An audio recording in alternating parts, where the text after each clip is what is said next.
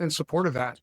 But when he was talking to our airmen, he said something really interesting to me. He goes, look, as airmen, regardless of your rank, stay respectful. You have your chain of command. I need you to feel confident to push ideas up the chain of command. And he said, you're going to hear the word no over and over and over. He goes, do not let that dissuade you. That's just a decision. He goes, somebody's going to tell you no, but if you really help analyze why it's important, next thing you know, you're going to get an exception to policy. Next thing you know, the policy is going to change. And then down the road, somebody's going to say, why the heck haven't we been doing it this way for the last 20 years? Because that's what innovation is. It's you having the courage to hear the word no. When I heard, I wish we worked together more because I feel the exact same way. I enjoy having people in the room that disagree with me. I enjoy the back and forth argument because it provides buy-in. I can't tell you how many meetings I've come to or gone to where the leader above me already had a predetermined solution, plan of action, but just, you know, sidebar, hey, come on in, we're going to have a meeting. What do you guys think about this? Knowing that our input didn't matter. So we didn't have buy-in, which makes it much more difficult to execute the policy that the leader's trying to implement.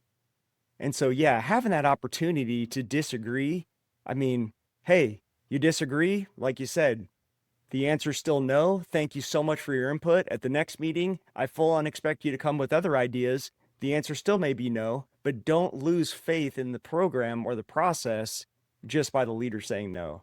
I love yeah, that. I think I had 5 executive officers when I was serving as a general, and they all knew. They learned the hard way that it was just a matter of time. I'm gonna put them on the spot. And I already think I know the direction. Sometimes you go into a meeting and you go, okay, this is the direction I want to go, but I want everybody to collaborate with me and I want to help get buy-in. I want to create vision of why they should reach an agreement to follow this and really truly believe in it. And I thought I knew the answer.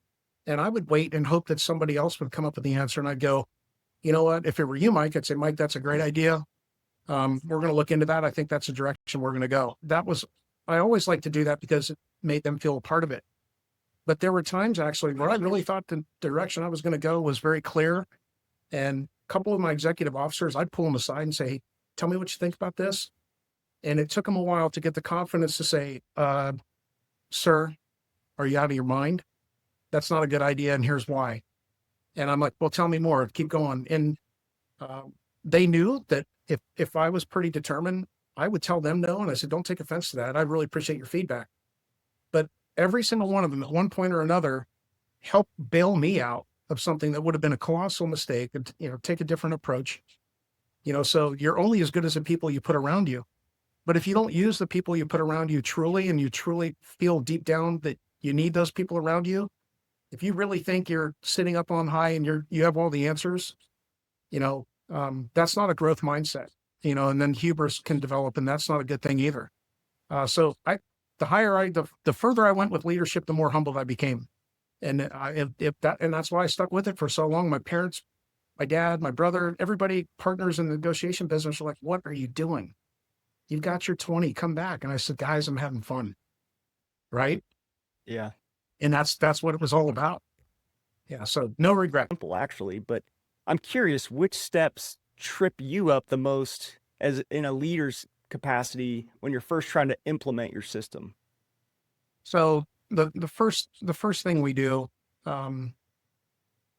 after we gain internal alignment, right? So before we go negotiate, you go through a process of what we call critical research, which isn't a required step, but it's one of the things that I work with my clients on. Let's do some critical research. Who are we negotiating with? What is it that you folks want from the deal? We've got to get aligned on that, right? We're not going to just pick something and then hope we meet in the middle. That doesn't work. We'll talk about that hopefully later.